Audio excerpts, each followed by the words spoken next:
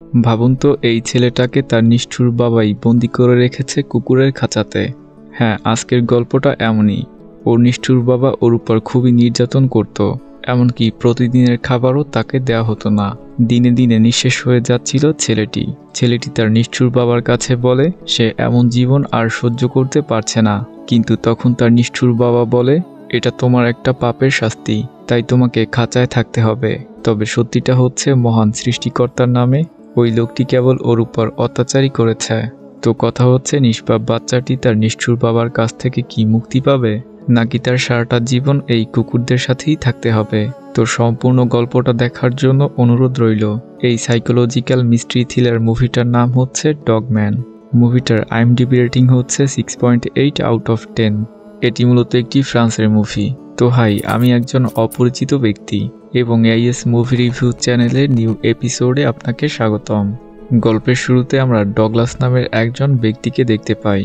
তখন ডগলাস অনেকগুলো কুকুর নিয়ে পুলিশের চেকপয়েন্টে ধরা পড়ে। তার আচার-আচরণ ও তার সাথে অনেকগুলো কুকুর থাকার কারণে বিষয়টা পুলিশের কাছে অস্বাভাবিক মনে হয়। তাই তাকে গ্রেফতার করে পুলিশ স্টেশনে আনা হয়। তখন ডগলাস গুরুতর আহত ছিল, হয়তো তাকে মাফিয়া বা কোনো গুন্ডারা ব্যাপকভাবে পিটিয়েছে। তো ডগলাসকে সেখানে অনেক জিজ্ঞাসাবাদ করা হয়, কিন্তু ওর কেসটি সবার বোধগম্যের বাইরে ছিল। এর জন্য এই কেসটা মধ্যরাতে ডক্টর অ্যালভিনের কাছে স্থানান্তরিত করা হয়। সে পেশায় একজন মনোরোগ বিশেষজ্ঞ। অ্যালভিন ডগলাসের সাথে কথা বলে আর তাকে জিজ্ঞাসা করে, এতগুলো কুকুর আপনি কোথায় নিয়ে যাচ্ছেন? এটা শুনে ডগলাস উত্তর দেয়, এই কুকুরগুলো হচ্ছে আমার পরিবার। আমি যেখানেই যাই না কেন তারা আমার সাথেই আসে। আমি না চাইলেও তারা সবসময় আমার আশেপাশে থাকে। অ্যালভিন আরও জিজ্ঞাসা করে, তোমার এই অবস্থা কিভাবে হয়েছে? ডগলাস জানতো যদি সে তাকে অর্ধেক গল্পটা বলে তাহলে সে তাকে সবার মতো পাগল মনে করবে, যার জন্য ওর স্টোরিটা একদমই ছোটবেলা থেকে বলতে শুরু করে। তার বাবা একজন নিষ্ঠুর মানুষ ছিল। ছোটবেলা থেকেই সে তার বাবার কুকুরগুলো দেখে বড় হয়েছে। কুকুরগুলোকে অনেকদিন অভুক্ত রাখত তার বাবা, যার জন্য কুকুরগুলো খাবারের জন্য হিংস্র হয়ে উঠত আর একে অপরের সাথে মারামারি করত। ওর বাবা এগুলো করত শুধু স্যাটিসফ্যাকশনের জন্য। তো ডগলাসের আরও একটা ভাই রয়েছে। তার এই ভাইটা একদমই তার বাবার মতো হয়েছে। ওদের মধ্যে মনুষ্যত্ব বলতে কোনো জিনিসই ছিল না। কিন্তু ডগলাস ওদের মতো না। সে কুকুরগুলোকে ভালোবাসতো এবং ওই কুকুরগুলো তাকে অনেক ভালোবাসতো। ও প্রায় ওই কুকুরগুলোকে খাবার খাওয়াতো, যে কুকুরগুলোকে ওর বাবা অনেক দিন ধরে না খাইয়ে রেখেছে। তো তার বাবা এটা বুঝতে পারছে না আসলে এই কুকুরগুলো একে অপরের সাথে মারামারি কেন করছে না।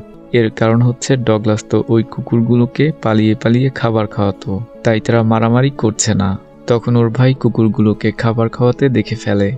ওর ভাই এটা দেখে ওর বাবাকে বিষয়টা বলে দেয় যে ডগলাস গোপনে কুকুরকে খাবার খাওয়াচ্ছে। দুপুরে খাবার খাওয়ার সময় ওর বাবা ওকে জিজ্ঞাসা করে, তুমি কি ওই কুকুরগুলোকে খাবার দিয়েছ? ভয় পেয়ে ডগলাস সত্যি কথা বলে দেয়, যা শুনে ওর নিষ্ঠুর বাবা ওকে কুকুরের খাঁচায় বন্দি করে রাখে আর বলে, এখন থেকে এই প্রাণীগুলিই হচ্ছে তোর পরিবার আর এই খাঁচাটাই হচ্ছে তোর বাড়ি। এরপর ডগলাসের অবস্থা দিনে দিনে খারাপ হতে যাচ্ছে।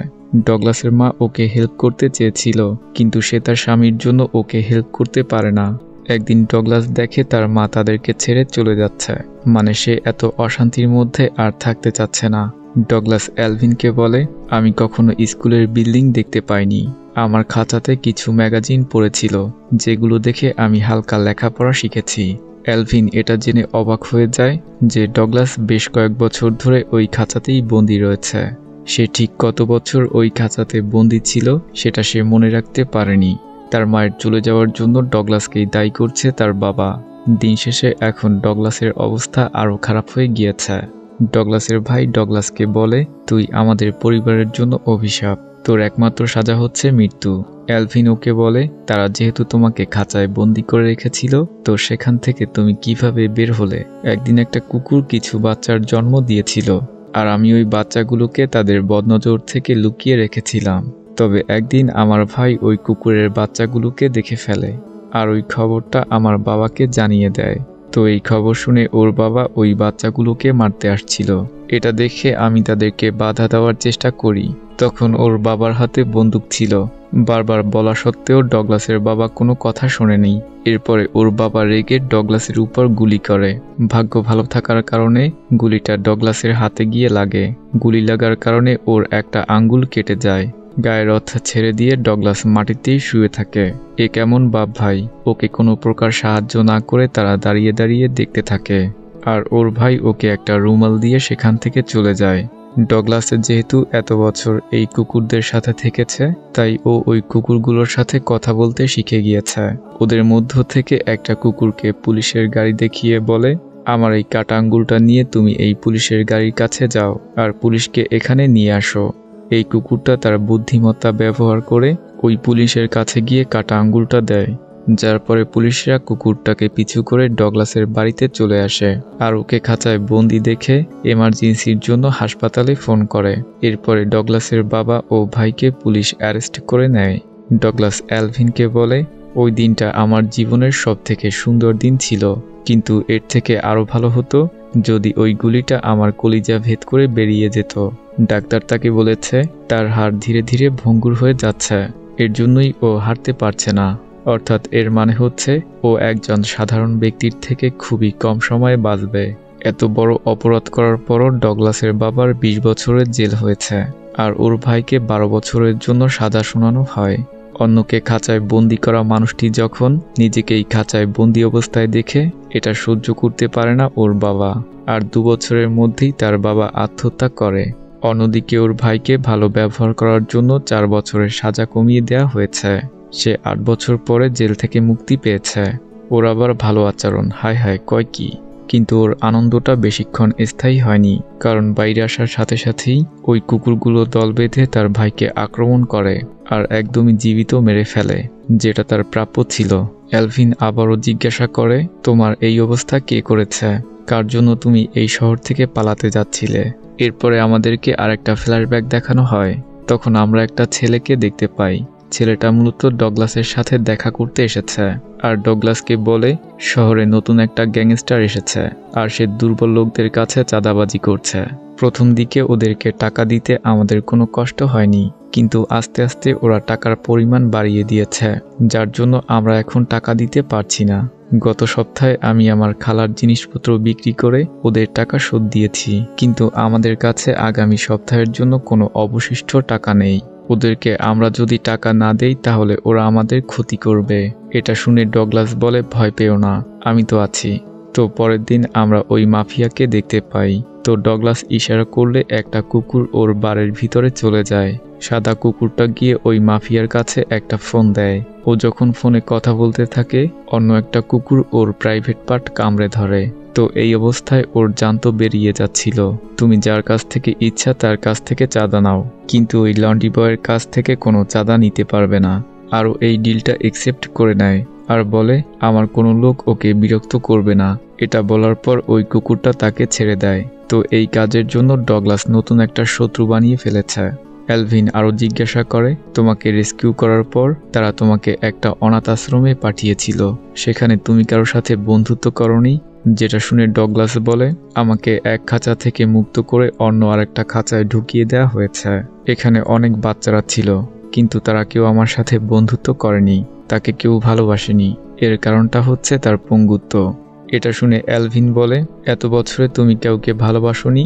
প্রথম দিকে ডগলাস ওকে না বলে দেয়, কিন্তু পরে বলে হ্যাঁ, একটা মেয়ে ছিল, তার নাম ছিল সালমা। সে আমার থেকে বয়সে বড় ছিল। সালমা আমাকে মেকআপ করা শিখিয়েছে। প্রায় সে আমাকে শেক্সপিয়ারের কাহিনী শোনাতো। ওর সাথে থাকলে আমার দুনিয়াটা রঙিন মনে হতো। আমি যে তাকে ভালোবাসি এটা কখনো বলতে পারিনি, তবে একদিন ও আমাকে ছেড়ে চলে যায়। এর কারণ হচ্ছে ও একজন ভালো অভিনেত্রী হতে চেয়েছিল। প্রতিভা ও চেষ্টার জন্য ও অনেক বড় অভিনেত্রী হয়েছে। ডগলাস ওর উপর করা প্রত্যেকটা আর্টিকেল খুবই যত্ন সহকারে রেখে দিত। তবে ডগলাস সালমার সাথে শুধু একটিবারের জন্য দেখা করতে চাচ্ছে, আর দেখা করে তাকে ভালোবাসার কথা বলবে। তো ডগলাস ওর অভিনয় দেখতে একটা থিয়েটারে যায়। শোটা দেখে ডগলাস হাততালি দিতে থাকে। এরপর এক বডিগার্ড সালমাকে বলে, আপনার একজন বিগ ফ্যান আপনার সাথে দেখা করতে এসেছে। সালমা ডগলাসকে দেখেই চিনে ফেলে। সালমা ডগলাসকে দেখে অনেক খুশি হয়। ডগলাস সালমাকে ওই বইটা উপহার দেয়, যেটা ও নিজের হাতে বানিয়েছে। সত্যি নিজের হাতে বানানো উপহারে ভালোবাসা মাখানো থাকে, এটা সবাই বুঝতে পারে না। এরপর কিছু বলার আগেই একটা লোক সালমার সাথে দেখা করতে আসে। তখন ডগলাস জানতে পারে লোকটা তার হবু বর। এই যা, ওর মনটা ভেঙে গেল। আর সালমা ওর বাচ্চার মা হতে যাচ্ছে, মানে ওই লোকটার, ডগলাসের না। তখন ডগলাস বুঝতে পারে মানুষ তাকে দয়া করতে পারে, কিন্তু ভালোবাসতে পারে না। ডগলাস এইসব কথা ভেবে খুবই অস্থির হয়ে পড়ে আর পাগলের মতো আচরণ করতে থাকে। ডগলাসের এই কষ্ট দেখে কুকুরগুলো তার আশেপাশে শুয়ে থাকে। আর ওই দিন ডগলাস বুঝতে পারে তার এই পৃথিবীতে এই কুকুরগুলো ছাড়া আর কেউ নেই। অতিরিক্ত কষ্ট পেয়ে ডগলাসের মধ্যে আমরা পরিবর্তন দেখতে পাই, ঠিক জোকারের মতো। এরপরের দিন ডগলাস জানতে পারে আর্থিক সমস্যার জন্য সরকার কুকুরের বাসস্থান ভেঙে ফেলছে। ও সেই অফিসারদের বোঝানোর চেষ্টা করে, কিন্তু তারা কোনো কথাই শোনে না। এর জন্য ডগলাসকে ওই জায়গাটা ছেড়ে দিতে হয়। আর ও একটা পরিত্যক্ত বিল্ডিংয়ে গিয়ে থাকতে শুরু করে।